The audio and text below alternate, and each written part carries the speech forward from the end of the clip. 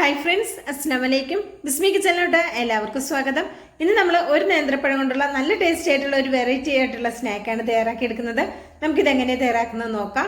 അതിനായിട്ട് ഇവിടെ ഒരു നേന്ത്രപ്പഴം എടുത്തിട്ടുണ്ട്. നല്ല പഴുത്തിട്ടുള്ള നേന്ത്രപ്പഴമാണ് എടുത്തിട്ടുള്ളത്. ഇപ്പം നല്ല പഴുത്ത് തോലൊക്കെ കറുത്തിട്ടുള്ള നേന്ത്രപ്പഴവും ഇതിനായിട്ട് നമുക്ക് യൂസ് ആക്കാവുന്നതാണ്. അപ്പോൾ ഇതിൻ്റെ തോലൊക്കെ ഒന്ന് കളഞ്ഞെടുക്കാം.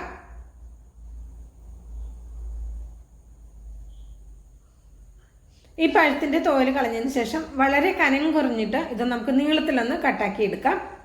തീരെ കട്ടി വേണ്ട കേട്ടോ. അത്യാവശ്യം എത്രത്തോളം കനം കുറച്ച് കട്ട് ചെയ്യാൻ പറ്റുമോ അത്രയും കനം കുറച്ച് തന്നെ കട്ട് ചെയ്തെടുക്കുക.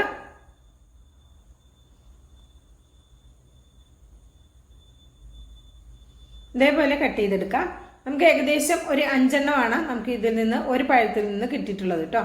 ഇതുപോലെ നല്ല നൈസാക്കിയിട്ട് കട്ടാക്കി എടുക്കാൻ ശ്രദ്ധിക്കുക.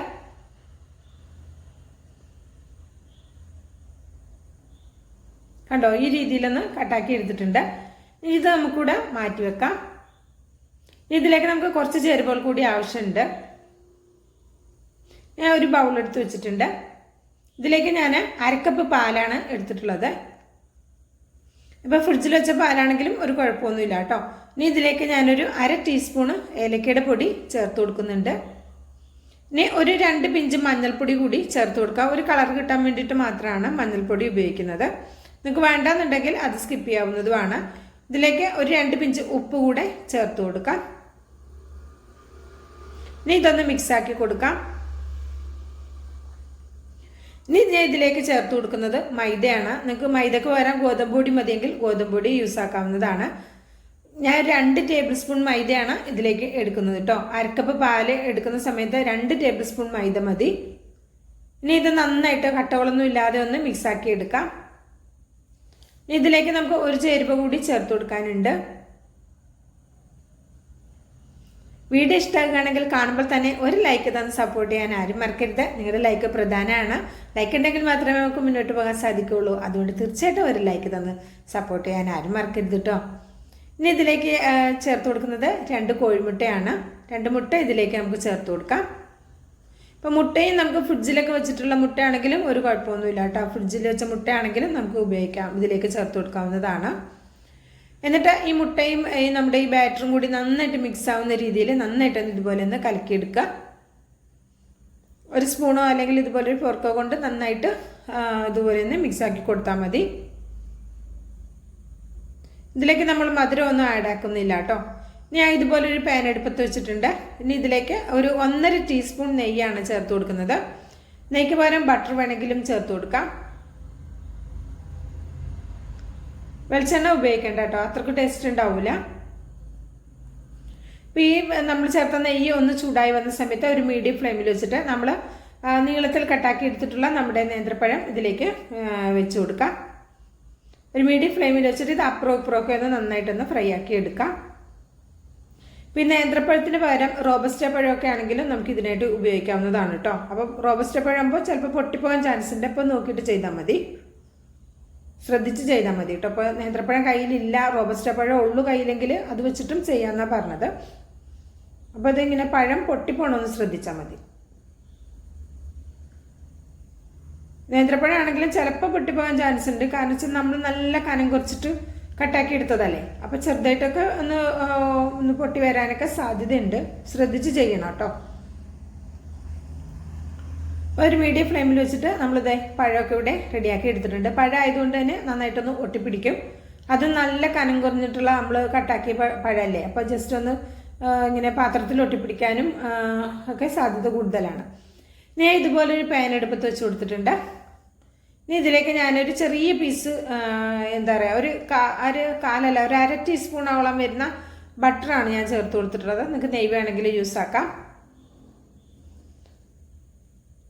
കുറച്ച് മതി കേട്ടോ, ഒരുപാട് ബട്ടർ ചേർക്കരുത്. പിന്നെ നമ്മൾ ഒഴിക്കുന്ന ബാറ്റർ പാനിൽ പിടിക്കാതെ അങ്ങോട്ടും ഇങ്ങോട്ടും ഓടിക്കളിക്കും. അതുകൊണ്ട് മാത്രമാണ് കുറച്ച് ബട്ടർ ഇങ്ങനെ ജസ്റ്റ് ഒന്നാക്കി കൊടുത്തിട്ടുള്ളത്. ഇനി നമ്മളിവിടെ കലക്കി വെച്ചിട്ടുള്ള പാലും മൈദ മുട്ടയൊക്കെ ചേർത്തിട്ടുള്ള ആ മിക്സും ഇതിലേക്കൊന്ന് ഒഴിച്ചു കൊടുക്കാം. ഫ്ലെയിം ഏറ്റവും ലോയിൽ വെക്കാൻ ശ്രദ്ധിക്കുക കേട്ടോ. എന്നിട്ട് ഇതുപോലെ എല്ലാ അടയൊന്നും ഇങ്ങനെയൊന്ന് കറക്കി കൊടുക്കുക. ബാറ്ററി എല്ലാ ഭാഗത്തേക്കും എത്തുന്ന രീതിയിൽ നന്നായിട്ടൊന്ന് കറക്കി കൊടുക്കുക കേട്ടോ. ഫ്ലെയിം ഏറ്റവും ലോയിലാണ് വെച്ചിട്ടുള്ളത്. ഇനി ഇതിലേക്ക് നമ്മൾ ഇവിടെ വാട്ടി വെച്ചിട്ടുള്ള നമ്മുടെ പഴം ഇതുപോലെ ഒന്ന് വെച്ച് കൊടുക്കാം.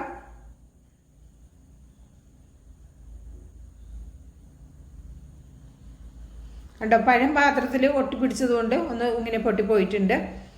അങ്ങനെ നമുക്ക് വെച്ച് കൊടുക്കാം. ഇനി കുറച്ച് വെളുത്ത എള്ള് ചേർത്ത് കൊടുക്കാം. പിന്നെ ഇതിലേക്ക് ഞാൻ ചേർത്ത് കൊടുക്കുന്നത് പിന്നെ എന്താ പറയുക, ബദാമാണ്. ഒന്ന് ക്രഷാക്കി എടുത്തതാണ്, അതുകൂടെ ചേർത്ത് കൊടുക്കാം. കറുത്ത റൈസിൽസ് കൂടെ ഒന്ന് ചേർത്ത് കൊടുക്കുന്നുണ്ട്. ഇപ്പോൾ ഇതൊക്കെ നിങ്ങളുടെ കയ്യിലുള്ള സാധനങ്ങൾക്കനുസരിച്ച് ചേർത്ത് കൊടുക്കുക. ഇപ്പോൾ ബദാമിന് ഒരു അണ്ടിപ്പരിപ്പാണെങ്കിൽ ചേർത്ത് കൊടുക്കാം. അപ്പോൾ വെളുത്ത എള്ളില്ലെങ്കിൽ ഒരു കുഴപ്പമില്ല. കുറച്ച് തേങ്ങ ഉണ്ടെങ്കിൽ അതൊന്ന് ചെറുതായിട്ടൊന്ന് നെയ്യിലൊന്ന് മൂപ്പിച്ചിട്ടോ അല്ലെങ്കിൽ ബട്ടറിലൊന്ന് മൂപ്പിച്ചിട്ടോ ചേർത്ത് കൊടുക്കുക. അപ്പോൾ ഒന്നും ചേർത്തിട്ടില്ലെങ്കിലും നല്ല ടേസ്റ്റാണ്. പഴവും ഈ ബാറ്റർ മാത്രം മതിയാകും. ഇപ്പോൾ ഇതാ ഇതിൻ്റെ സൈഡൊക്കെ ഒന്നിങ്ങനെ വിട്ട് വന്നിട്ടുണ്ട്. അപ്പോൾ നമുക്കിതൊന്ന് റോൾ ചെയ്തെടുക്കാം. ഇങ്ങനെ റോൾ ചെയ്തെടുക്കാം. അല്ലെങ്കിൽ എനിക്കിത് 2 എണ്ണം ഉണ്ടാക്കാനുള്ളതുണ്ട് കേട്ടോ. ബാക്കിയുള്ള ബാറ്റർ ഇതിൻ്റെ മുകളിലേക്ക് ഒഴിച്ചിട്ട് ഒരു പോള പോലെ വേണമെങ്കിലും തയ്യാറാക്കി എടുക്കാം. ഞാനിപ്പോൾ ഇതിങ്ങനെ റോൾ ചെയ്തിട്ടാണ് എടുക്കുന്നത്. നമ്മൾ ഒഴിച്ച ബാറ്ററും നല്ല കനം കുറവാണ്. അപ്പോൾ ചെറിയതായിട്ടൊക്കെ ഒന്നിങ്ങനെ അത് കണ്ടോ, ഒരു വിണ്ട് വന്നിട്ട് ഇങ്ങനെ ഒരു ചെറിയ ഒരു ഓട്ടയൊക്കെ ഉണ്ടാവും. എന്നാലും കുഴപ്പമൊന്നുമില്ല. 1 ടീസ്പൂൺ ബട്ടർ കൂടെ ചേർത്ത് കൊടുക്കാം. ചേർത്തിട്ട് ഇതൊന്ന് അങ്ങോട്ടും ഇങ്ങോട്ടൊക്കെ ഒന്ന് തിരിച്ചു മറിച്ചിട്ടിട്ട് ഒന്ന് ജസ്റ്റ് ഒന്ന് മൂപ്പിച്ചെടുക്കാം. നല്ല ടേസ്റ്റി ആയിട്ടുള്ള വെറൈറ്റി ആയിട്ടുള്ള ഒരു അടിപൊളി സ്നാക്കാണ്. കുട്ടികൾക്കൊക്കെ ഒരുപാട് ഇഷ്ടമാകും. കുട്ടികൾക്കൊന്നും മാത്രമല്ല വലിയവർക്ക് ഒരുപാട് ഇഷ്ടമാകും. 10 മണിക്ക് സ്നാക്കൊക്കെ കൊണ്ടുപോകുന്ന കുട്ടികൾക്ക് ഉണ്ടാക്കി കൊടുക്കാൻ പറ്റിയ പെട്ടെന്ന് തയ്യാറാക്കി എടുക്കാവുന്ന ഒരു ഈസി സ്നാക്കാണ്. ഇപ്പോൾ ഇത് ബ്രേക്ക്ഫാസ്റ്റ് ആയിട്ട് വേണമെങ്കിലും കഴിക്കാവുന്നതാണ് കേട്ടോ. പഴവും മുട്ടയും പാലും ഇതൊക്കെ വെച്ചിട്ട് നമ്മൾ തയ്യാറാക്കിയിട്ടുള്ള വളരെ സിമ്പിളായിട്ടുള്ള ഒരു ഈസി സ്നാക്കാണ്. ഞാൻ ഇതൊന്ന് കട്ട് ചെയ്ത് കാണിച്ചു തരാം. അത്യാവശ്യം നല്ല ചൂടുണ്ട്. ചൂടാറാനൊന്നും നിന്നിട്ടില്ല. ചൂടോടുക്ക് തന്നെയാണ് ഇതൊന്ന് കട്ട് ചെയ്തെടുക്കുന്നത്. നിങ്ങൾ ചെയ്യുമ്പോൾ ഇത് ചൂടാറിയതിന് ശേഷം കട്ട് ചെയ്താൽ മതി കേട്ടോ. നമുക്കിതൊന്ന് തൊടാനും പിടിക്കാനും ഒന്നും പറ്റില്ല, നല്ല ചൂടുണ്ട്. അതുകൊണ്ടാണ്. നിങ്ങൾ തണുത്തതിന് ശേഷം സമാധാനത്തിൽ ഇത് കട്ട് ചെയ്ത് ഉപയോഗിച്ചാൽ മതി. ഇതുണ്ടോ, നല്ല അടിപൊളിയായിട്ടുള്ള നല്ല വെറൈറ്റി ആയിട്ടുള്ള പഴം കൊണ്ടുള്ള ഒരു ഈസി സ്നാക്കാണ്. അപ്പോൾ ഇത് നമുക്കൊരു സെർവ് ചെയ്യുന്ന ഒരു പാത്രത്തിലേക്ക് മാറ്റി കൊടുക്കാം. ഇപ്പോൾ പഴമൊക്കെ വീട്ടിലുണ്ടെങ്കിൽ തീർച്ചയായിട്ടും തോലൊക്കെ കറുത്ത് പോയിട്ടുണ്ടെങ്കിൽ കുട്ടികളൊന്നും കഴിക്കില്ല അല്ലേ. അപ്പോൾ ഇങ്ങനെയൊക്കെ വെറൈറ്റി ആയിട്ട് ചെയ്ത് കൊടുത്താൽ തീർച്ചയായിട്ടും അവരൊക്കെ കഴിക്കും. അപ്പോൾ വീഡിയോ ഇഷ്ടമാകുകയാണെങ്കിൽ തീർച്ചയായിട്ടും ഒന്ന് ലൈക്ക് ചെയ്യാൻ മറക്കരുത്. ബിസ്മി കിച്ചൺ എന്ന യൂട്യൂബ് ചാനൽ സബ്സ്ക്രൈബ് ചെയ്ത് കാണുന്ന എൻ്റെ എല്ലാ പ്രിയ കൂട്ടുകാരും ഒന്ന് സബ്സ്ക്രൈബ് ചെയ്ത് അടുത്ത് വരുന്ന ബെല്ലൈക്കൺ ഒന്ന് എനേബിൾ ചെയ്ത് വെക്കണം കേട്ടോ. എന്നെങ്കിൽ മാത്രമേ നമ്മളിടുന്ന വീഡിയോസിൻ്റെ നോട്ടിഫിക്കേഷൻ നിങ്ങളിലേക്ക് കറക്റ്റായിട്ട് എത്തുള്ളൂ കേട്ടോ.